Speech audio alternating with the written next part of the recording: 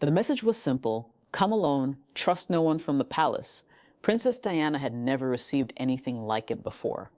Against all protocol, she went. What she found shocked her to her core.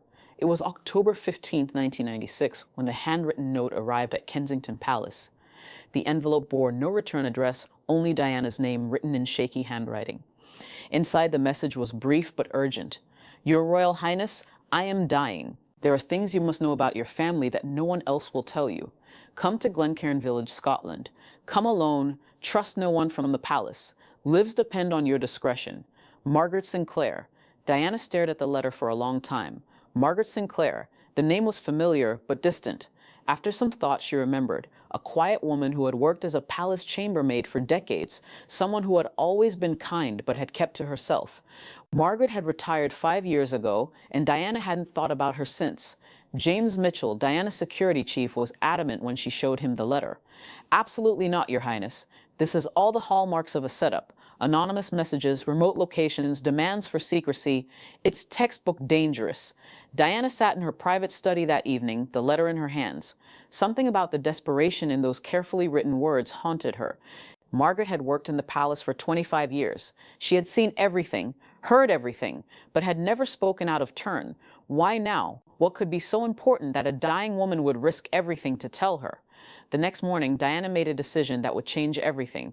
She told James she was visiting a private hospital in Scotland for a charity inspection.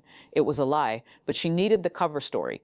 She boarded her private jet with minimal security, telling her team she wanted privacy to review medical files during the flight.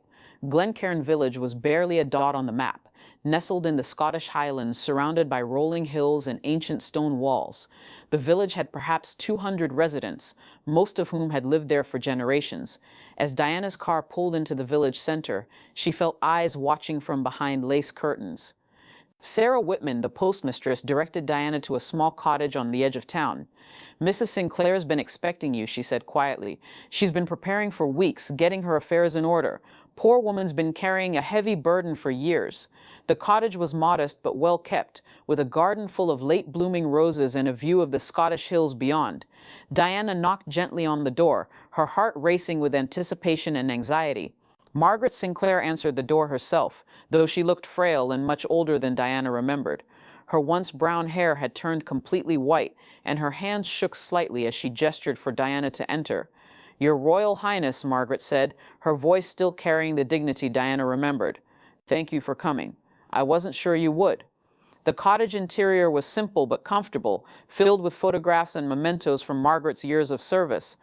Diana noticed several pictures of royal events where Margaret could be seen in the background, always discreet, always professional.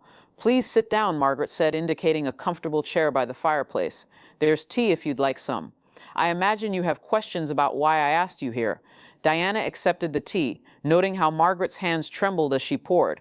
Your letter mentioned things about my family that no one else would tell me. What did you mean? Margaret was quiet for a long moment, staring into the fire that crackled softly in the grate.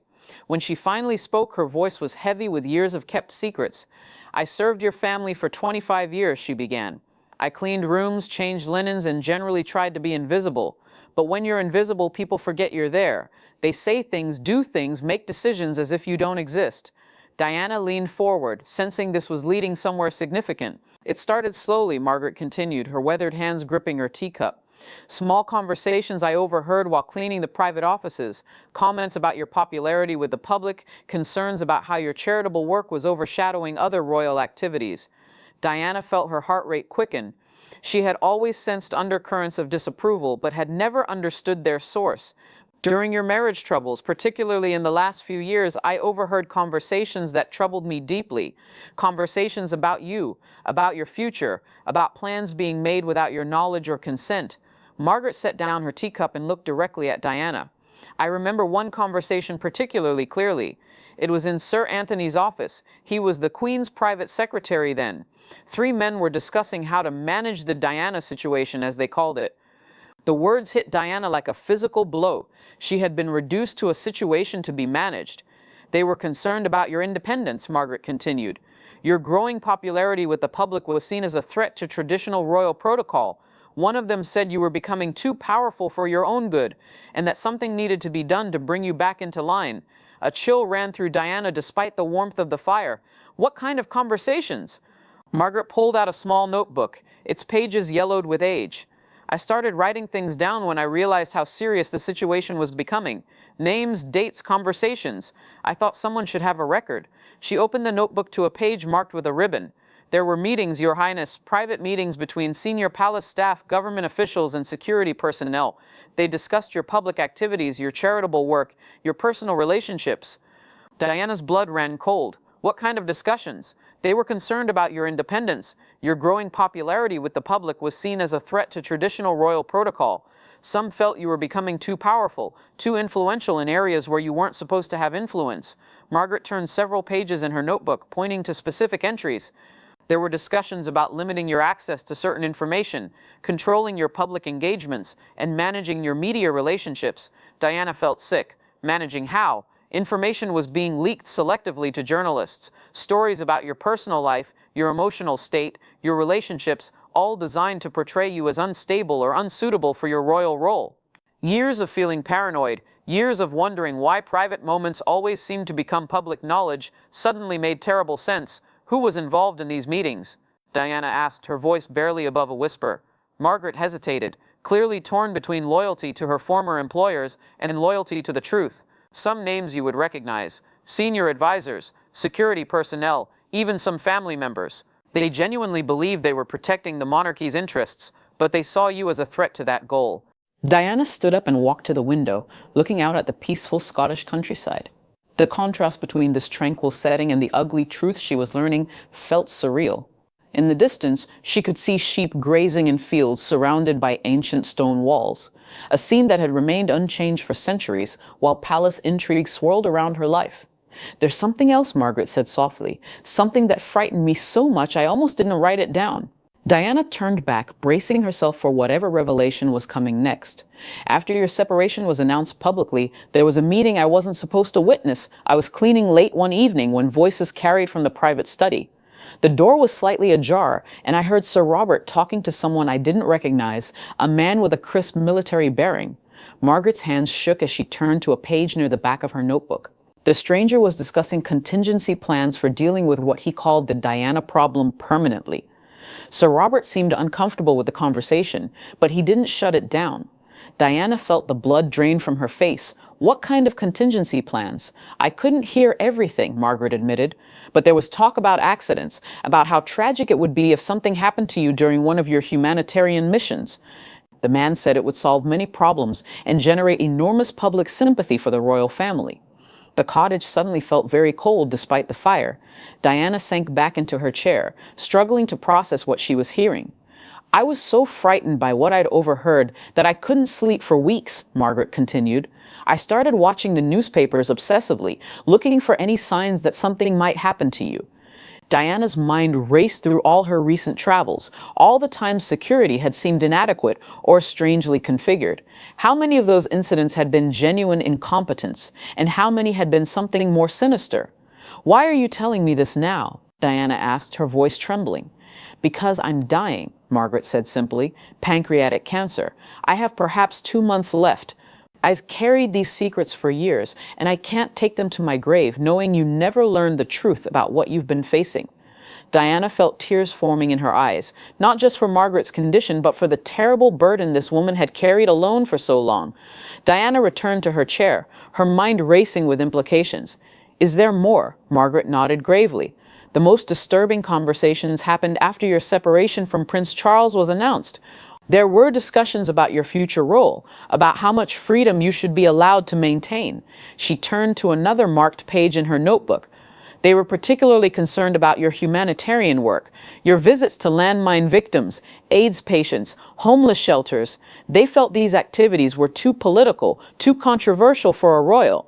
"But that's exactly the work I felt called to do," Diana protested. "That's where I felt I could make a real difference." "I know," Margaret said softly, "and that's exactly why they saw it as a problem.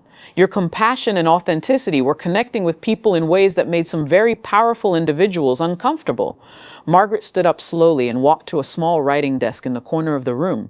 She pulled out a manila folder filled with additional documents. "There's more, Your Royal Highness. Things I gathered over the years that I thought might be important someday." She returned to her chair and opened the folder. Meeting schedules that don't match official palace records. Phone logs showing calls between senior staff and specific journalists. Even financial records I managed to photograph showing payments to media consultants. Diana stared at the documents in amazement. "You've been collecting evidence all this time." "I felt I had to," Margaret replied. "When you're invisible, you see things that powerful people assume will never be noticed or remembered. But I noticed, and I remembered." Margaret pulled out several newspaper clippings she had saved over the years. "Look at these headlines. Notice how often stories about your emotional state appeared right after you had particularly successful public engagements." Diana studied the clippings, seeing a pattern she had never noticed before. After her triumphant visits to landmine sites, stories would appear about her being emotionally fragile. After powerful speeches about AIDS awareness, articles would surface questioning her judgment and mental stability. "This was coordinated?" Diana asked in disbelief. Information was being provided to specific journalists known to be sympathetic to traditional royal perspectives. Your genuine emotions and passionate advocacy were being reframed as instability and unsuitability for royal duties. Margaret pointed to specific articles. "See this piece about your erratic behavior at the Serpentine Gallery? It was published the day after you had given a moving speech about mental health awareness. The timing was no coincidence." Diana felt tears forming in her eyes as years of confusion and hurt began to make sense. "I always wondered why I felt like I was fighting invisible enemies. Now I understand, I was." Margaret reached across and took Diana's hand gently. "Your Royal Highness, there's something else. Something even more serious that you need to know." Diana braced herself, unsure how much more revelation she could handle in one afternoon. "There were discussions about your travel security, particularly for your international humanitarian missions. Some felt these trips were too risky, not just physically but politically." Margaret's voice dropped to almost a whisper. "I overheard conversations about ways to discourage or prevent these trips, making them logistically difficult, raising security concerns, limiting resources and support." Diana's hands clenched into fists. "They were sabotaging my work, subtly, but yes.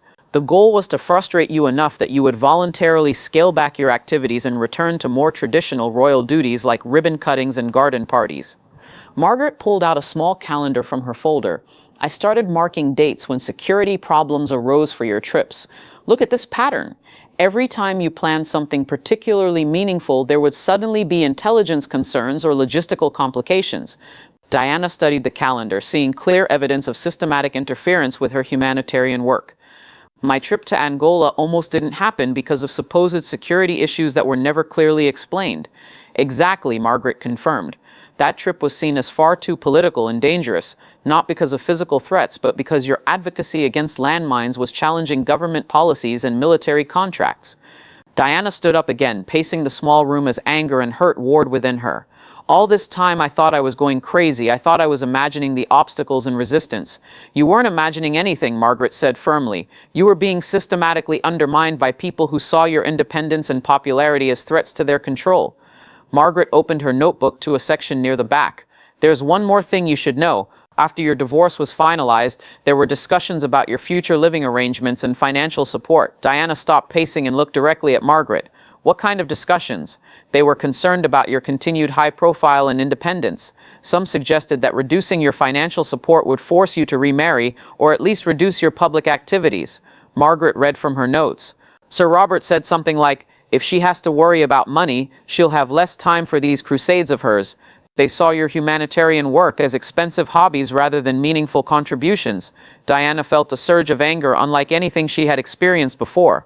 Her work with AIDS patients, landmine victims, and homeless individuals was being dismissed as inconvenient hobbies by people who had never spent a day helping others. "Do you have proof of any of this? Documentation beyond your notes?" Diana asked. Margaret hesitated. "Some things. Meeting schedules that don't match official records. Phone logs showing calls between palace staff and journalists. Financial records showing payments to media consultants." She pulled out the manila envelope from behind her chair. "Everything I could safely gather over the years. I was just a chambermaid. I couldn't access everything, but I saved what I could." Diana accepted the envelope with trembling hands. "Why didn't you come forward sooner? Who would have believed me? I was nobody, just staff, and I was afraid of what might happen to my family. My son Robert is a police officer here in the village. I couldn't risk his career or safety."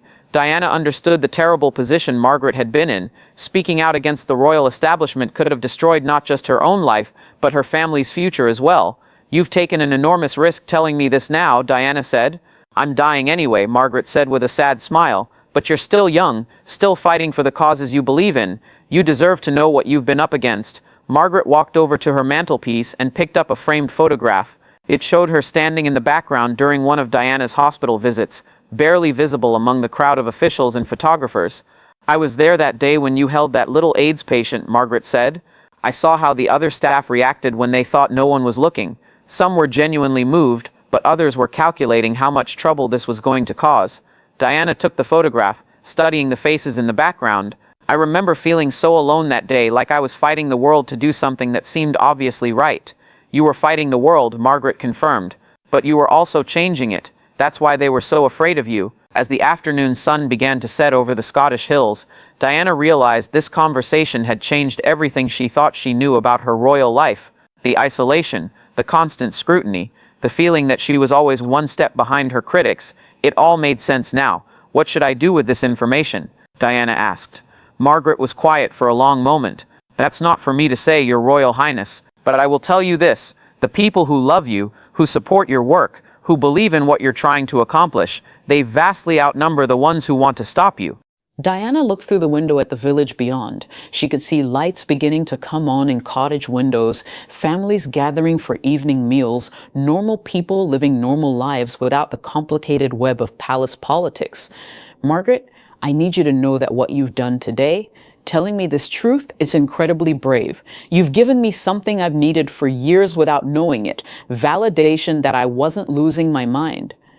Margaret smiled, the first real smile Diana had seen from her all day. "You were never losing your mind, Your Royal Highness. You were just fighting a battle you didn't know you were in." As Diana prepared to leave, Margaret walked her to the door. "Be careful who you trust with this information. The same people who worked against you before are still in positions of power." Diana hugged the older woman gently, feeling the frailness of her frame. "Thank you, Margaret, for everything. For years of loyal service, and most of all for your courage in telling me the truth." During the flight back to London, Diana sat alone with Margaret's envelope and notebook, processing everything she had learned. The beautiful Scottish countryside passed below her, but her mind was focused on the future and how this knowledge would change her approach to royal life. She thought about all the times she had felt isolated and misunderstood, all the moments when she had questioned her own perceptions and instincts. Margaret's revelations had lifted a weight she hadn't even realized she was carrying. Margaret Sinclair passed away 6 weeks later, taking her remaining secrets to the grave. But her final act of courage had given Princess Diana something invaluable: the truth about the forces that had been working against her, and the strength that comes from understanding one's enemies. Diana never spoke publicly about her visit to Glencairn village, but those close to her noticed a change in her approach to royal duties. She became more strategic, more careful about information security, and more determined than ever to pursue the humanitarian work that gave her life meaning. The documents Margaret had saved eventually found their way to trusted journalists and historians, contributing to a fuller understanding of the complex dynamics within the royal family during one of its most turbulent periods. Sometimes the most important conversations happen in the most unlikely places, between people separated by class and circumstance, but united by a shared commitment to truth and justice. Margaret Sinclair's cottage became a turning point in Diana's life, the place where she finally understood that her struggles had been real, her instincts had been correct, and her work had been important enough to frighten those who preferred the status quo. The secret that changed everything wasn't just what Margaret revealed about palace intrigue, it was the liberation that comes from knowing you're not alone, you're not crazy, and your fight for what's right has been more important than you ever imagined.